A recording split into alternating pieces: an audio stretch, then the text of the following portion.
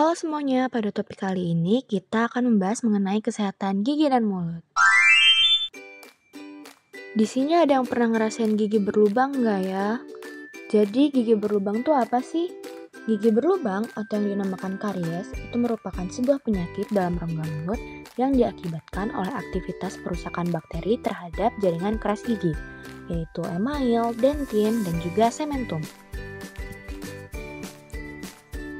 Nah, kenapa ya bisa terjadi gigi berlubang? Jadi, penyebab gigi berlubang itu yang pertama, sering makan dan minum minuman yang bergula. Kemudian, plak yang mengandung bakteri jarang dibersihkan alias malah sikat gigi. Yang ketiga, cara menyikat gigi yang kurang tepat. Dan yang keempat itu tidak melakukan kunjungan rutin ke dokter gigi. Lalu, apa sih dampak dari gigi berlubang atau karies ini? Jadi, itu dapat menimbulkan rasa nyeri, bengkak, kesulitan bicara, dan juga menelan. Lalu, apa saja gejala yang ditimbulkan?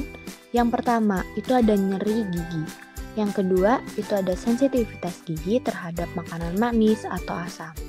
Yang ketiga, lubang kecil atau bercak hitam pada permukaan gigi. Yang keempat, rasa tidak nyaman atau nyeri di sekitar gigi ataupun gusi. Yang kelima, perubahan warna pada gigi, seperti menjadi kecoklatan atau kehitaman. Yang keenam, pembengkakan pada gusi di sekitar gigi yang terkena karies. Lalu, bagaimana proses pembentukan gigi berlubang? Yang pertama itu akan muncul bercak putih. Kemudian akan terjadi demineralisasi enamel dan perubahan warna. Setelah terjadi perubahan warna, akan terjadi pembusukan dalam gigi dan muncul rongga atau gigi berlubang. Bagaimana cara mencegah gigi berlubang? Yang pertama, kita itu harus menjaga kebersihan gigi dan mulut. Karena karies gigi itu tidak akan berkembang tanpa adanya bakteri dalam plak gigi. Menghilangkan plak setiap hari dengan menyikat gigi secara teratur, melakukan flossing, dan juga berkumur. Kemudian, aplikasi fluor. Jadi, kita dapat menggunakan pasta gigi dan obat kumur yang mengandung fluoride. Manfaat fluoride itu adalah dapat mencegah gigi kehilangan mineral, mengembalikan mineral gigi yang hilang akibat asam, dan menghambat pertumbuhan bakteri. Kita juga harus memperhatikan konsumsi makanan. Pengaturan diet karbohidrat, terutama jenis sukrosa seperti permen, minuman bersoda, es krim, makanan kaleng, dan lain-lain. Kemudian kita juga harus menghindari makanan yang mengandung gula tinggi dan juga lengket seperti dodol contohnya. Selanjutnya, cara menyikat gigi yang benar. Tempatkan bulu sikat dengan sudut 45 derajat di gusi. Bulu sikat harus menyentuh permukaan gigi dan gusi. Sikatlah permukaan gigi dari 2-3 gigi dengan gerakan memutar, kemudian berpindah 2-3 gigi selanjutnya, dan ulang seperti itu lagi. Pertahankan sudut 45 derajat, kontak antara permukaan gigi dan gusi dengan bulu sikat, sikat bagian dalam gigi secara perlahan dengan gerakan maju mundur dan berputar. Miringkan sikat gigi vertikal di belakang gigi-gigi depan, buatkan gerakan naik turun menggunakan setengah bagian dari depan sikat gigi. Tempatkan sikat gigi di bagian oklusal, sikat dengan gerakan menggosok. Selanjutnya, flossing.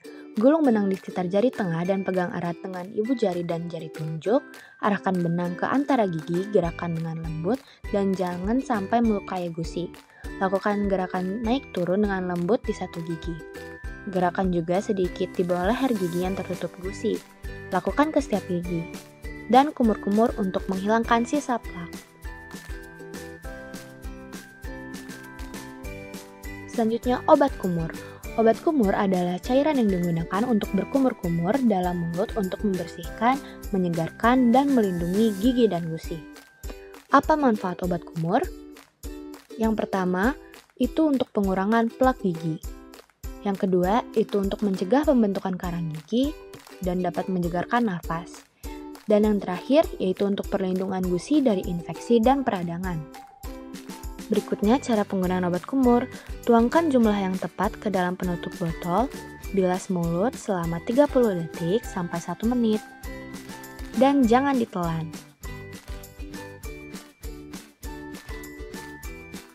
Bagaimana cara memilih obat kumur yang tepat? Yang pertama, kita itu harus memilih obat kumur yang mengandung fluoride untuk melindungi gigi dari kerusakan. Kita juga harus memilih obat kumur dengan label anti plak atau anti-gingivitis untuk melawan plak dan mengurangi resiko penyakit gusi. Kemudian, kapan menggunakan obat kumur? Jadi, obat kumur itu digunakan setelah menyikat gigi, setelah makan, terutama jika tidak dapat menyikat gigi, saat merasa mulut kering, dan saat mengalami infeksi atau peradangan gusi. Selanjutnya, apabila sudah terjadi gigi berlubang, bagaimana cara penanganannya dan bagaimana sih cara mengobatinya? Yang pertama itu penambalan. Penambalan dilakukan jika kerusakan masih kecil. Pertama, bagian gigi yang rusak akan dibuang dan akan diganti dengan bahan tambal. Kemudian ada perawatan saluran akar. Perawatan saluran akar akan dilakukan jika kerusakan sudah mengenai saraf gigi. Dokter akan membuang jaringan saraf yang rusak dan diganti dengan obat dan akan ditambal. Yang terakhir ada pencabutan. Pencabutan dilakukan jika kerusakan sudah terlalu parah. Setelah gigi dicabut, bisa meninggalkan ruang yang memungkinkan gigi lainnya bergeser. Oleh karena itu, pada hal ini bisa ditangani dengan pembuatan gigi palsu. Sekian dan terima kasih.